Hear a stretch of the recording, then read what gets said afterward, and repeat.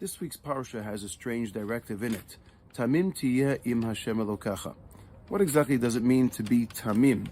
Tamim knows its derivative or source from two things. Tamim, tmimut, means wholesomeness, but tamim also means innocence. And in a sense, what the Torah is telling us with regards to being with Hashem Elokecha, with the Lord our God, we have to be tamim. There has to be a certain innocence. It is a given that I have faith in God. It is a given that I love and embrace God and who He is. It is a given and an innocence that automatically, of course, I'm going to try and follow and adhere to what God expects from me. This kind of attitude, if you may, might very well bring a person to a tmimut, to wholesomeness, to full circle understanding and appreciating and accentuating that relationship that they can enjoy with God. Spiritual sense, even though we find ourselves in this physical world. And what exactly does it mean to have this innocence, and as a result of that, to feel this wholesomeness within that relationship with God, impalpable as He is? I came across a letter this week that's quite personal, but that I want to share with you that I think will help accentuate and help us understand and appreciate what it means to have tmimut in a relationship with someone else. It's a letter that I wrote to Gila when she was obviously experiencing difficulties and challenges prior to a trip that I had to take to the diaspora. Dear Gila, my loved one, I am going away for 2 weeks and will miss you a lot. So I wanted to write this letter to you to tell you how I feel. The main thing I wanted to tell you is how proud I am and we are of you. It is not easy to bring yourself to where you are now. We see you growing and becoming stronger each time you come home. It is truly unbelievable. You are a fighter, and it is so impressive how much strength you have to move forward and basically rebuild yourself again. Yes, you have a school, you take medications, you have friends, and of course your family and parents. But the greatest thing you have is yourself. You are such a gorgeous person, both inside and out. The way you care about Srili, your younger brother, and the deep conversations you have with us about life, marriage, and just growing up. My dear, you are and you will get there.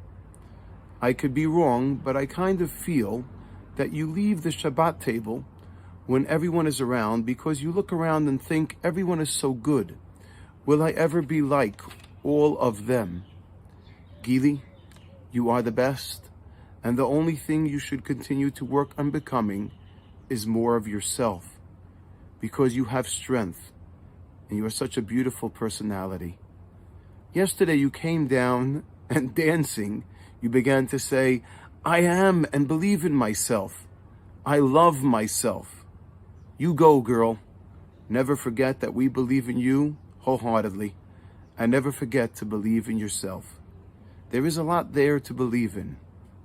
I think of you all the time and love you so much. Thank you for giving me and us all such nachat and such great feelings. Maybe Hashem gave you this test, difficult time, just for you to prove that you can and will overcome and become stronger. It certainly seems that way. I love you with all my heart, Abba.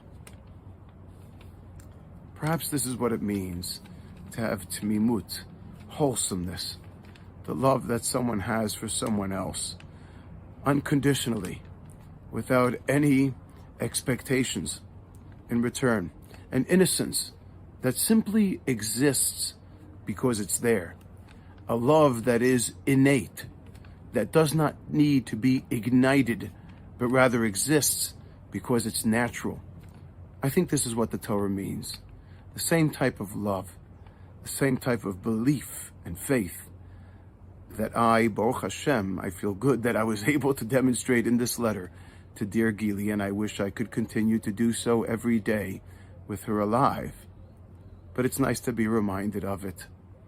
That same type of faith and love and concern and belief in a person is the tmimut, the tamim, the innocence, that innocent faith and love that we have to have and demonstrate to Hashem.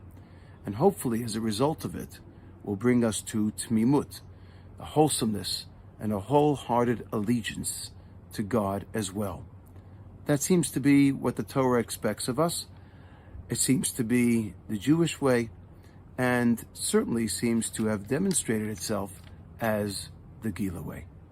Shabbat Shalom. Thank you once again for joining us. Please remember to consider subscribing to the page below and send me your comments. I will get back to you. Have a great day.